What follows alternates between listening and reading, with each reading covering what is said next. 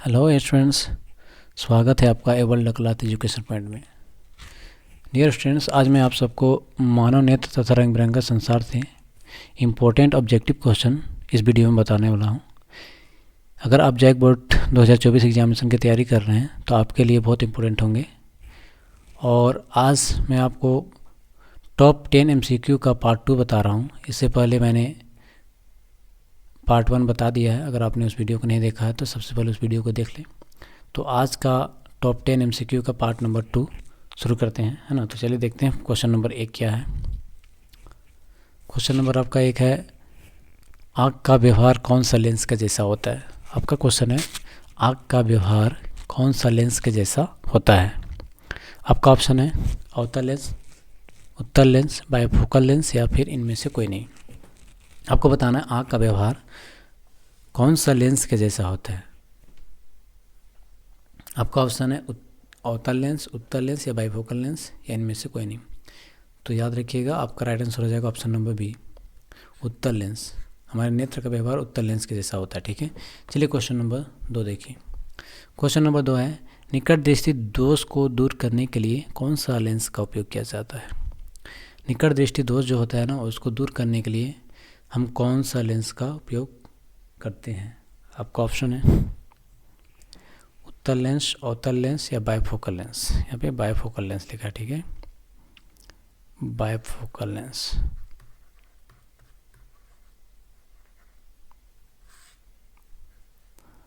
ठीक है, तो कौन सा राइट आंसर होगा आपका निकट दृष्टि दोष के लिए।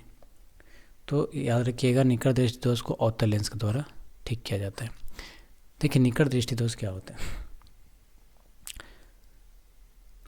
निकट दृष्टि दोष में हम कोई भी नज़दीक की वस्तुओं को साफ साफ देख लेते हैं, लेकिन दूर की वस्तुओं को हम नहीं देख पाते हैं। इससे हम क्या कहते हैं, निकट दृष्टि दोष। इसमें क्या होता है ना कि मान लीजिए आपका मानव नेत्र है, ठीक है, आपका नेत्र गोलक है। इसमें क्या होता है, वस्तु का जो प्रतिबिंब होता है ना, निकट दृष्टि दोष की बात कर रहे हैं ना, क्या होता है, आपका यहाँ रेटिना यहाँ पे बनना चाहिए था, ठीक है, वो कहाँ पे बन जाता है, यहीं पे बन जाता है। ठीक है, ये सीधा निकल जाएगा। ठीक है, कहाँ पे प्रतिबिंब बनना चाहिए था, आपका यहाँ पे बनना चाहिए था, ठीक है, पर आपका बन रहा है कहाँ पे, यहाँ पे हो रहा है। ठीक है, तो इससे क्या होता है ना कि ये जो प्रतिबिंब रेटिना से पहले ही बन जा रहा है, यहाँ पे बन जा रहा है ना, तो इसको हम क्या करते हैं, इसको हमें यहाँ मिलाना है। ठीक है, यहाँ मिलाने के लिए हम क्या करेंगे, इस लाइट को फैला देंगे। मान लीजिए ये गोलक जो होता है, नहीं वाला, ये लंबा हो जाता है। क्या होता है, लंबा। अब जब लंबा हो गया तो हमें इस लाइट को, जो यहाँ पे वस्तु है, इस वस्तु से जो जा रहा है उसको हमें फैलाना होगा। इसलिए हम लोग अवतल लेंस का इस्तेमाल करेंगे। अवतल लेंस हम क्या बताते हैं, अवतल लेंस क्या करता है, यहाँ से जाने वाला लाइट को ऐसी तरह से यहाँ जाएगा, उसके बाद यहाँ से इसको फैलाएगा। क्या करेगा, फैलाएगा, तो ऊपर चला जाएगा। इधर से भी लाइट जाएगा तो क्या होगा, फैलेगा। ठीक है, अब फैलेगा तो ये क्या करेगा, थोड़ा दूर में बनाएगा। ठीक है, और लेग कहाँ पे मिला देगा, आपका रेटिना पर। ठीक है, इसलिए निकट दृष्टि दोष को दूर करने के लिए हम अवतल लेंस का उपयोग करते हैं। ठीक है, चलिए क्वेश्चन नंबर 3 देखें। दूर दृष्टि दोष यानी कि दीर्घ दृष्टि दोष वाले व्यक्ति के चश्मे में कौन सा लेंस होता है। दूर दृष्टि दोष है ना, यानी कि उसको दूर को हम लोग दीर्घ दृष्टि दोष भी कहते हैं। ठीक है, दूर दृष्टि दोष को हम लोग दीर्घ दृष्टि दोष भी कहते हैं। ठीक है, कौन सा लेंस का इस्तेमाल किया जाता है, तो इसमें उत्तल लेंस का किया जाता है। किसका, उत्तल लेंस। इसमें क्या होता है, दीर्घ दृष्टि दोष में, ये आपका नेत्र है, ये आपका गोलक है, नेत्र गोलक है। इसमें क्या होता है ना, ये नेत्र गोलक छोटा हो जाता है। क्या हो जाता है, छोटा। तो इससे क्या होता है, वस्तु जो प्रतिबिंब आता है जस्ट ऊपर में, ऊपर चला जाता है, बहुत सारा ऊपर चला जाता है। इससे क्या होता है ना, दूर में जाके मिलता है, बाहर की तरफ। ठीक है, यहाँ पे जाके मिल रहा है। ठीक है, इससे क्या होता है कि आपका फोकस रेटिना पर में होना चाहिए था, पर हो क्या रहा है, इसके आगे तरफ जाके हो रहा है, पीछे है ना, इधर बाहर की तरफ जाके हो रहा है।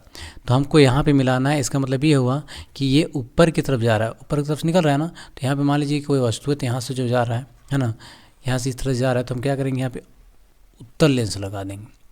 उत्तल लेंस के बारे में आपने क्या पढ़ा है कि जो लाइट इस तरह से जाता है ना, वो क्या करता है, यहाँ जाने के बाद इसको नीचे की तरफ झुकाता है। फिर इधर से मान लीजिए इधर जा रहा है, ये झुका के इधर ला देगा। अब जब यहाँ आएगा तो क्या करेगा, फोकस को यहाँ पे कराएगा। ठीक है। इसलिए हम लोग क्या करते हैं, दूर दृष्टि दोष को दूर करने के लिए उत्तल लेंस के चश्मे का उपयोग करते हैं। ठीक है। क्वेश्चन नंबर, जब आँखों में तेज प्रकाश आता है या पड़ता है तेज प्रकाश, तो पुतली का आकार क्या होता है? बड़ा हो जाता है, छोटा होता है, या कोई परिवर्तन नहीं होता है? जब आँख में तेज प्रकाश पड़ता है तो पुतली का आकार क्या होता है?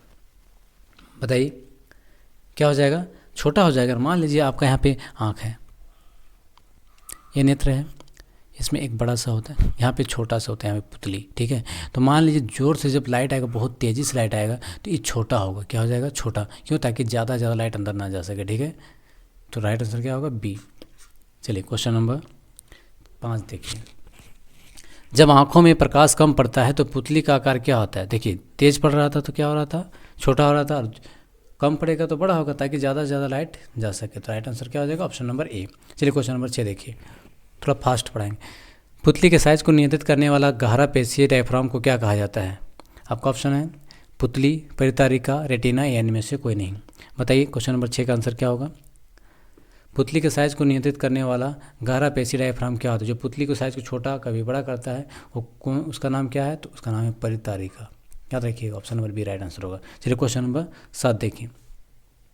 वह दोष जिसके कारण नेत्र निकट की वस्तुओं को साफ साफ नहीं देख पाता है, उस दोष को क्या कहते हैं? जब कोई आँख में वैसा बीमारी हो गई हो जिससे कि आप नज़दीक की वस्तुओं को साफ साफ नहीं देख पाते हैं, तो उस दोष को क्या कहते हैं? निकट दृष्टि दोष कहते हैं, दीर्घ दृष्टि दोष, या अबिंदुकता कहते हैं? 7 नंबर को बताइए। तो क्या हो जाएगा पॉइंट आंसर? बी, निकट की वस्तुओं को साफ साफ नहीं देख पाता है। ठीक है। तो इसे दीर्घ दृष्टि दोष कहेंगे। चलिए क्वेश्चन नंबर 8 देखिए। वह दोष जिसके कारण नेत्र दूर की वस्तुओं को साफ साफ नहीं देख पाता। अभी दूर की वस्तुओं को साफ साफ नहीं देख पाता, तो उस दोष को क्या कहते हैं? तो आपका ऑप्शन निकट दृष्टि दोष, दीर्घ दृष्टि दोष, जरा दूरदृष्टिता, या फिर इनमें से कोई नहीं। 8वां का आंसर क्या हो जाएगा? तो ऑप्शन याद रखिएगा, ऑप्शन नंबर ए, निकट दृष्टि दोष। चलिए क्वेश्चन नंबर 9 देखिए। क्वेश्चन नंबर 9 क्या है? कॉर्निया के पीछे की संरचना को क्या कहते हैं? कॉर्निया के पीछे जो एक संरचना होता है ना, उस संरचना को क्या कहते हैं? पुतली, रेटिना, परितारिका, या इनमें से कोई नहीं।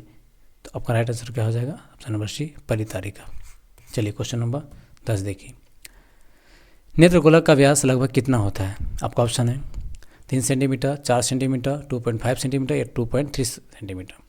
तो याद रखिएगा, आपका राइट आंसर हो जाएगा ऑप्शन नंबर डी, 2.3 सेंटीमीटर।